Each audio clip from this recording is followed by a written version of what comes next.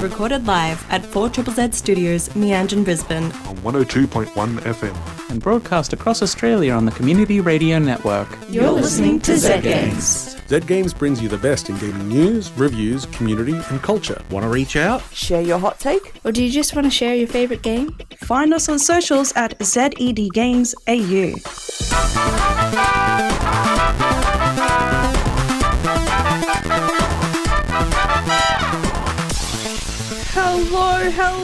Hello. You're listening to Zed Games. My name is Zara. With me in the studio this episode is... Peter! Melee! And Jono!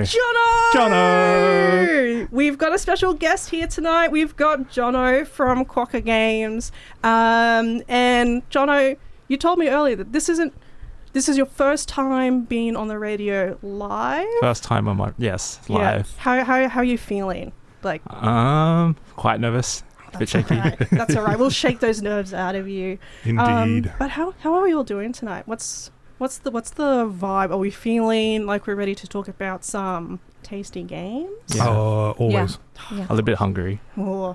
Now Jono is here from Quokka Games. We'll be talking about Quokka in general, but also I will be talking about a game called Yamcha, and we do actually have a copy of the game to give away, so feel free to text into 0420 626 733. Tell me, what is your favourite food to share with other people?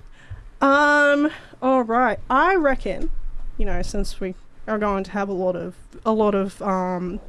topics to digest, we should now, Jono, it's time for the week in gaming news.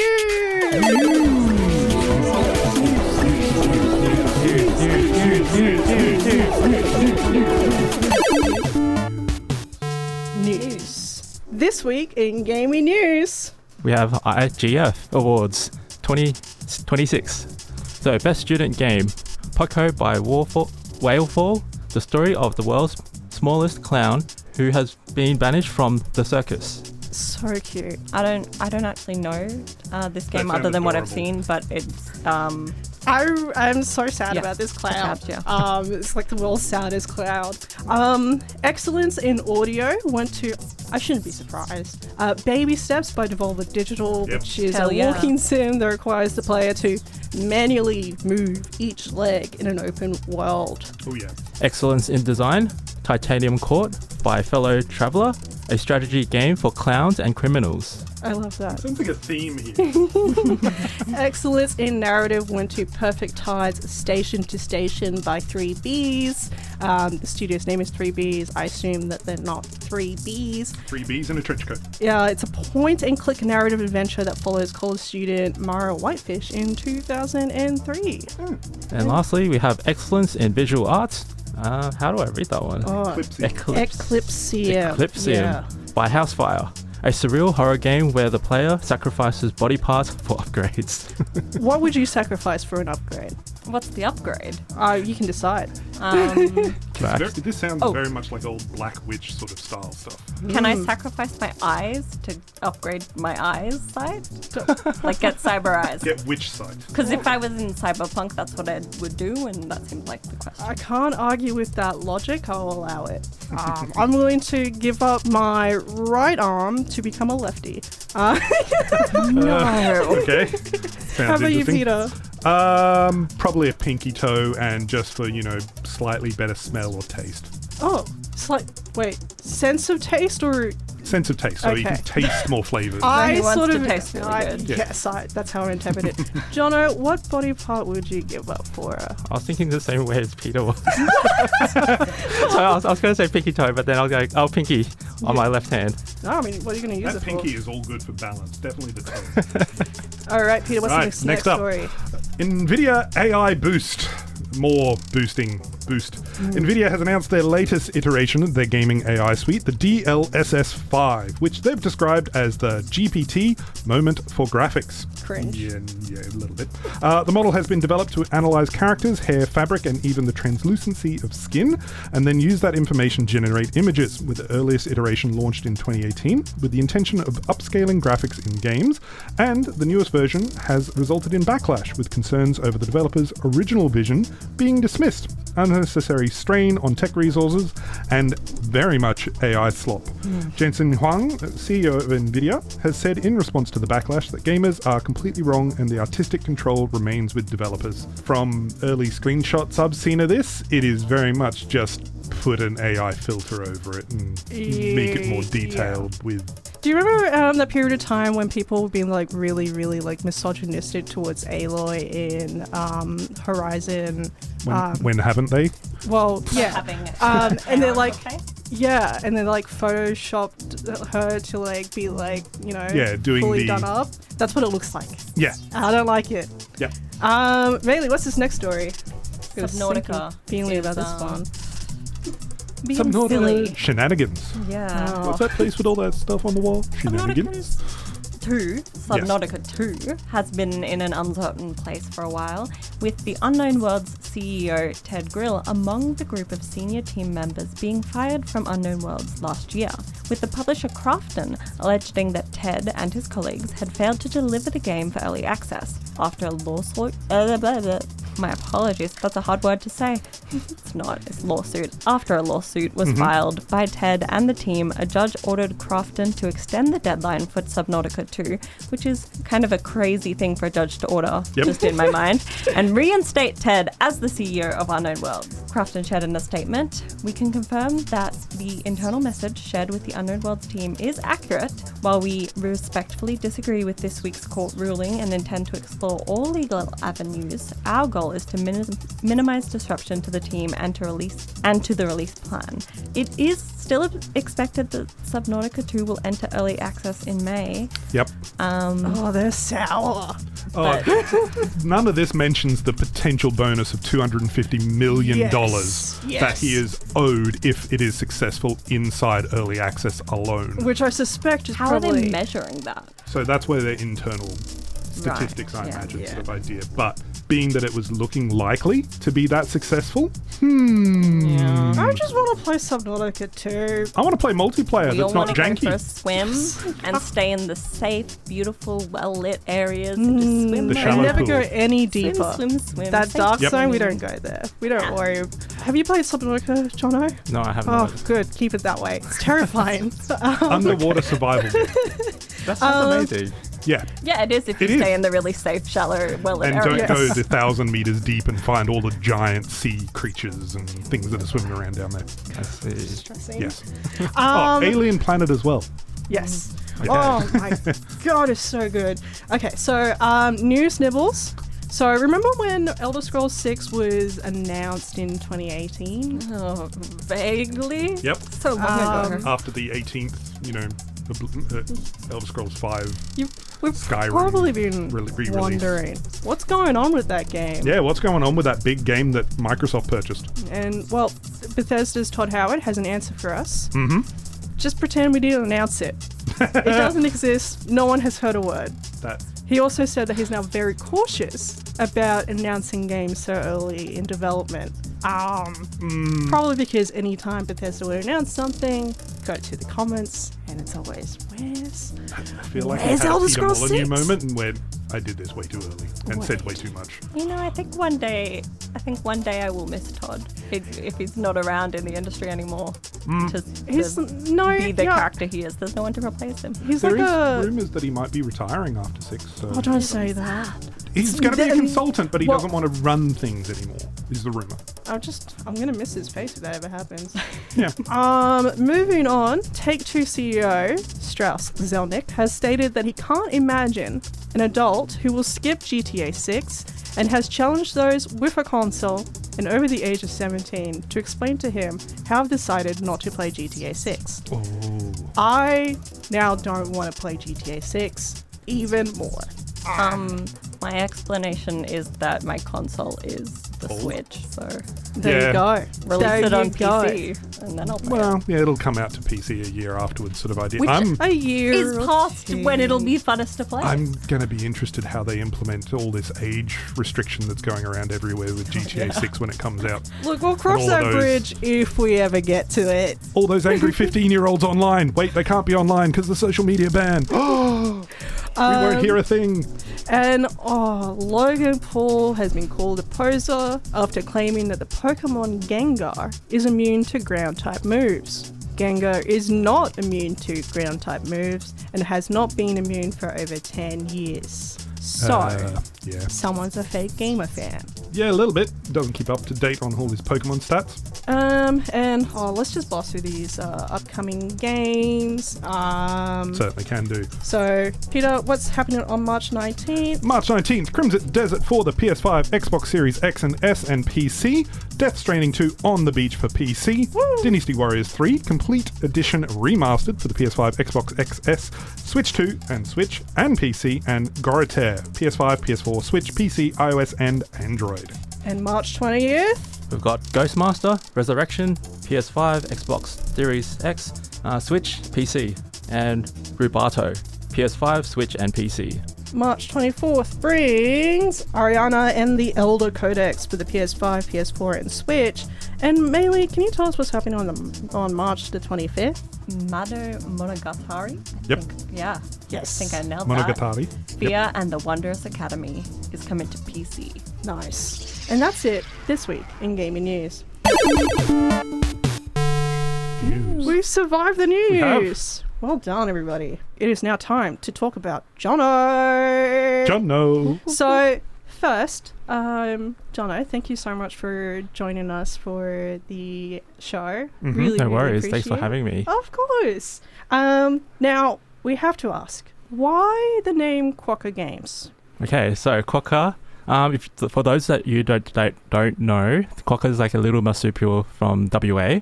They're like a few years ago they went viral with Roger Federer. So they're known as the happiest animals on Earth. That's So cute. So cute and smiley They're for really tiny hot. little rats. yes, so we wanted to minus the little rat part.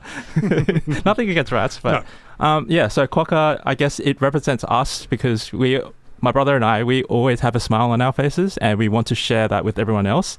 Also, Quokkas are very small, so our games are very small too. So that's why it goes hand in hand. You're Small, so cute. right. Yeah. You're I so can right. confirm, because you guys can't see, these games are quite small, very portable, and he has been smiling this whole time. It's very true. lovely. Yeah. Yeah, these games look like they could easily fit in a pocket. Yeah. Just grab it before you head over to a friend's place to pay. I like that. So I guess so you've made more than a few games at this point. You've got a whole assortment over here. I'll be reviewing Yumcha later, but you also got I've Hot played Pot, Yumcha. It's Boba Master. Yumcha's really good. Boba Master, Dirty Laundry, which I haven't played. But now I'm curious about what that's about. I have a quick question about that. So there's a lot of food theming going on. Is Dirty Laundry like saying that we should eat laundry liquid or something? Is it also tied into Please don't bring that up again. There's way too many teens that have been scarred by eating laundry. The Tide Pods in America. Just trying to link it together. No, so we set out to make relatable games, and then our third game was Yumcha. So that was something that I wanted to do because we wanted to represent our, identity or background, which is Chinese, out in the West. So that's why we started Yumcha. And then after Yumcha, that did pretty well. So we started releasing more games that are food-based. But I like to think that we've made games that are more relatable. So we've got 7 games total now, and 4 of them are not food. So One for each day of the there week. There we go. No, you're right. Wow, you can put your whole weeks. It's a good A week. game for each night at dinner. That's not bad. So with producing 7 games, what is something that you've learnt between making the first one and making the most recent one? Mm-hmm. What's the difference? What's something that you've learnt? What has experience taught you? Yeah. What didn't you know What when you would you first made a first do game? differently? What you in have the learned first by place? Go back in time. Yeah.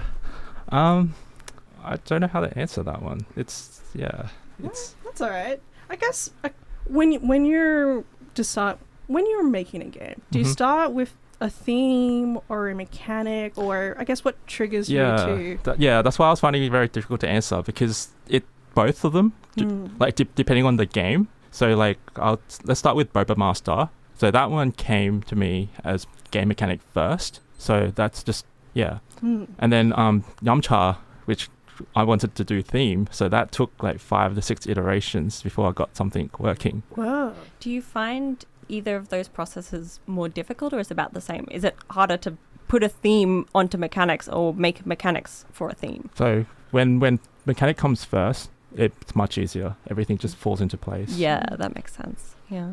Yeah. I guess, do you know if is there an 8th game in the works? Oh, yes. Yeah. I imagine there's probably another 20, at least with ideas. Is there another 20 already? Yeah, probably 20. Oh, thereabouts. right. Like just ideas, not fleshed out. Yeah. But there's 2 or 3 games that are kind of solid. Solid solutions. Any future themings that you have in mind you'd be willing to...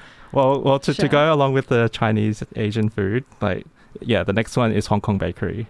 Oh, yeah. Oh, I like Sounds that. delightful. Something for a breakfast game.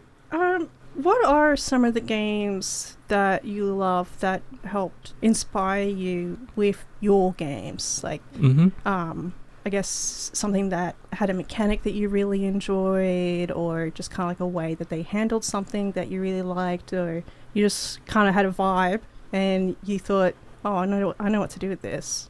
Okay. That's a different take on it. A little bit of inspiration. Where did some inspiration I normally come go from? to, I'd say Ticket to Ride, Mhm. the French map, and then I'd say Tokaido. They're like the go-to that I really enjoy and that I can play like The in French lengthy map hours. of Ticket to Ride. That's controversial. It's controversial. Is it because it's French or? I'll only play Europe for okay. life. Okay. No, French map only. I need bigger maps. The French one's too small. That's why it's fun. Well, makes sense. And instead of like having tracks that are already colored, you put your own tracks, your colors down. That is good. Yeah, I'll give you that. Different sort of mechanic from the usual. Nice. Yeah, otherwise like Acropolis is one that's kind of recent. Ooh, That's yeah. quite fun. And Harmonies. What is there a game that you're playing at the moment? Yeah, those 2 that I just listed. Yeah, Harmonies and Acropolis. How are you finding those games? Yeah, so they're far? really good. Yeah. They're very, I guess, chill type of games.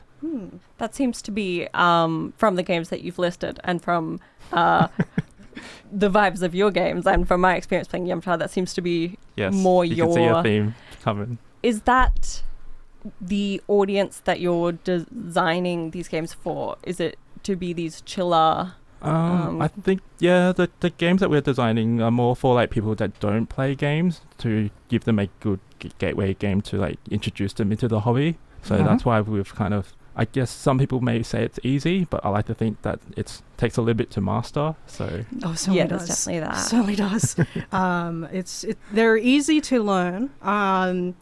Difficult Which to is- I learn. have to say, the sweet Dirty spot. Laundry and Boba Master, they're not that mellow type chill game. They're a Oh, little those bit are more like spicy. intense. Far out. I would have thought that Hot Pot would be the spicy game.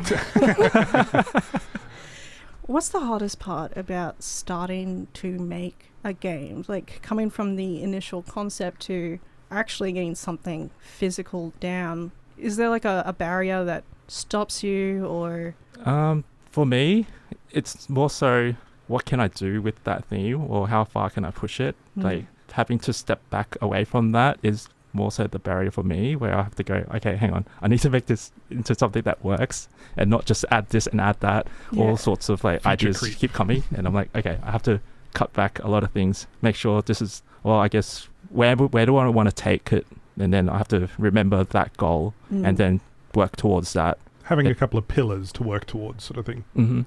Yeah, because you said with I think Yamcha, you had to go through a few iterations. Yes. What's something that you had to like let go from the game? So Yamcha is theme first. So we had we've had that theme that we wanted to, like, I guess, show Yumcha experience.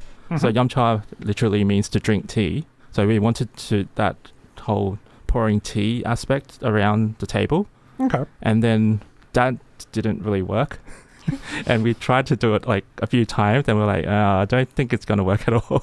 So we had to take it away. No, that's a little bit of a heartbreak when something sounds really cool or is like really fun Killing your in vibe, isolation. your base. Yeah. But it's one of the things you have to sort of push through, I guess, when making a game. Sometimes you kind of let something go. Jono, now we're interviewing you. This is an interview. I don't know if you realized. But we want to know, so your games by their very nature are designed to be pretty easy to learn, but just a great experience for everyone. Has there been, what has supported you during making games? Like, do you have any groups that you go to for play testing or for a morale boost or inspiration, feedback? I guess, like, how has the community helped contribute to this potluck? Absolutely. So I guess we started during COVID. We can only play game tests like with our small bubble of friends, and they're the ones that pushed me to put on Kickstarter. So that's how we got there. So Carry On, Daddy Laundry, Yumcha, and then Yumcha did very well. We had about like just shy of 300 backers. Whoa. So that was like, whoa, that's a big community there, right? Yeah. Just already just like 300 people who are here to like support you right off the bat. That's right. So from there, we're like, whoa, this community is great. We feel the love, and we're like, we need to start giving back and making more games because that's what they want. So I do have I guess one particular friend that's very good at games. Like, I don't know how he plays games, but he managed to break them, or like not break them as in it's still within the rules, but he does like all these weird things. Sees the boundaries all these and different pushes strategies. them. Pushing, yeah, absolutely. Yes. The one And that jumps up the mountain instead of walking around it. Exactly. I don't know how he does that. So I do go to him to test my games and make sure that he can't break it completely. Stress testing. I see. Oh, that's awesome. I like that you have someone that's like a dedicated, Yes. like, hey, can you just like show me all the ways someone could exploit this game? Well, so I don't tell him that. You can't tell them that. Let's hope he's not listening. Oh man, I think we're just if he's listening, don't worry about it. Don't worry about it. He appreciates Just play the you. game. Yes. Yes. You should get Jono some bubble tea. In fact, actually, I guess also. Oh, yeah. So I also do go to Board Game Barbecue, which is like a podcast that they hold a games day. So it's like a community event. It happens every quarter, and I do go there as well to test my prototypes. Oh, that way I get to put my games in front of people that I don't know, and then get their feedback. There's a lot of hidden board games nights and things like that out there as well around Brisbane. I've heard about the incubator program, which has been like really interesting to hear about. I'm psyched that there's a board game barbecue one as well. Like, that sounds awesome. How did you find that community? I think I was just researching about what kind of podcasts was out there, and I was just looking up for some like board game podcasts because I'm a very avid listener to podcasts. So I was like, there should be some board games out there, and I was like, is there an Australian board game podcast? And then there happened to be one.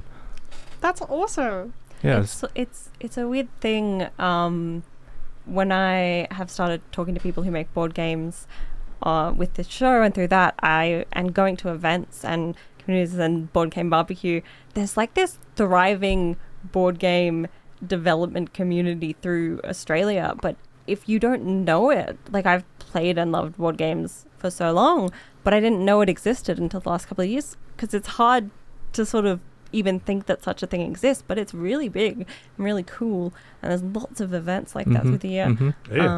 Yeah. Another shout out. Tabletop Con in the Gold Coast. Yes. Yeah, I'll be going to that one, so you can say hi to me there. But that one, like, a lot of the indie developers across Australia, from like New South Wales, Victoria, and they come up as well. So now I've got like all these developer friends, and they're all so friendly. Yeah. Yeah, that's right. Board game people are the nicest people. That you know I'll what? stand by it. I will stand by that as well. I've never really... I can believe it. I mean, it's hard to play a board game by yourself. People who make video games, Famously quite evil. Oh yeah, no, horrible people. People who make board we are games, horrible. angels. I also can't really disagree with that. But I love video games too. I mean, That video being games said, are- indie dev night. yes. What is a piece of advice that you might give young Jono or another aspiring developer out there who's wanting to make a board game? If you could like time travel in to the past and just sit yourself down and say, Jono, here's what you need to know. What would that be? Yeah, I see where you're going with that, but I don't think I would actually go back and tell me what to do, because I kind of Respect. fell into making games by accident. So I feel like Jono, if he had time travel, he'd go back in time and tell Jono, don't focus on board games. Here's how you develop time travel. exactly. So it's like a butterfly effect, right? If I tell myself making board games, then it won't happen. But anyway, Okay, let's How do you accidentally fall into making a yeah. series So it was of during incredibly... COVID. My brother and I just had a conversation about packing, because we couldn't travel like across like anywhere, Yep. and then we're like, packing is kind of like a tedious process. So we're like, why don't we gamify that and turn that into a game? And that's where it started. Nice. Oh, Yeah. and It is. It just came on from there. Yeah, Like you said at the start, very relatable. yeah, that's right. It's relatable. Relatable stories. I like to eat. I like But, to eat yeah. yummy food. I have dirty laundry, and I do hate packing when I have to move house. That's right. These are all things that are true about me as well. But something I guess I would say to younger people that are deciding, or they found their passion, that they want to make a game, I think just do it. And that's the hardest part, because I've talked to a few people that they're like, do I do this, do I do that, or wait till all the stars align. But no, I think just chase your just have passion to- and just do it. Just take the leap and get started. It doesn't need to be perfect, it just needs to be. Absolutely. Now, Jono, where can people keep up to date with Quokka Games and any future 20 projects that you've got going on? Yeah, sure. So QuokkaGames.com, that's our website, and our Instagram, which is at quokka.games. Nice. Now, we did have Marky text in to say his favourite food to share is cob loaf. And you know what? I can't believe I forgot about the cob loaf. Oh my Cob loaf is awesome. Marky, you have a copy of Yamcha. Now, folks, it isn't too late to text in with what your favourite food to share with people is, because we still have some other games. But I want to talk about a game called Yamcha, which Jono has created.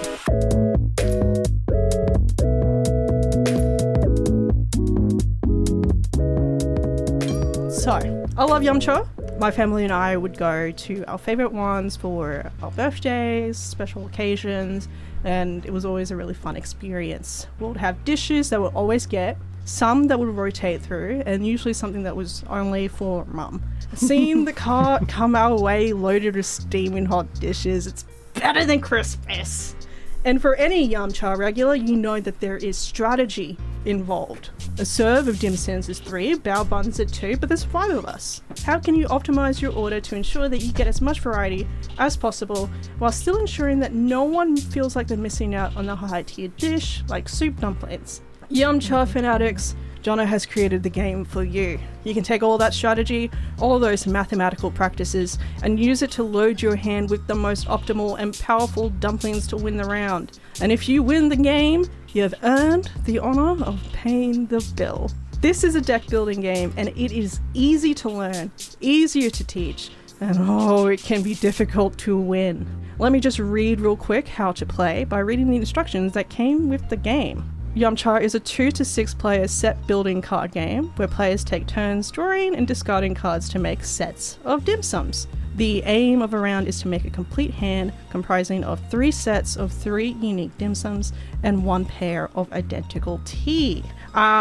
Obviously, winning the round outright with a strong hand is ideal, but there are these takeaway container mechanics which adds a secondary approach which can let you creep up on a win for the game overall. The art is really cute, and the cards easy to read and approachable, and I have to add, The cards are quite durable. They can survive having wine spilled on them without too much trouble. The entire game packs into a small box that I can throw into my bag, making it super easy to bring to your next board game night.